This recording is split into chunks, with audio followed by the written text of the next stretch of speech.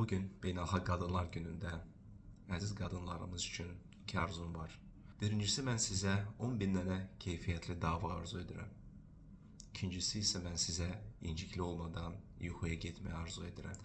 John Gottman kitablarının birində belə bir cümlə işlətmişdir ki, insanlar 10.000 dəfə dava etdiyinə görə boşanmırlar. İnsanlar 10.000 dəfə dava lazım olan yerdə dava etmədiyinə görə boşanırlar. Həqiqətən də biz elə bir dünyada yaşayırıq ki, haradakı qadınların pul qazanmaq imkanları da artıq kişilərə çatıbdır. Və bu zaman qadınlar düşünə bilər ki, biz kişini neynirik, biz özümüzü təmin edə bilərik, biz özümüzü qoruya bilərik. Digər tərəfdən kişilərin də imkanları artıbdır ki, onlar onlara ehtiyacı olan intim münasibətmi, qayğınımı, onu da pul ilə satın alıb həll edə bilər. Və bütün burada belə bir təəssürat yaranır ki, biz artıq bir-birimizə lazım deyilik.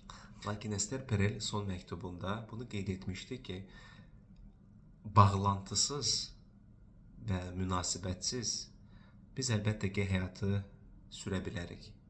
Amma həqiqətən həyatı yaşamaq bağlantı və münasibətlə gəlir.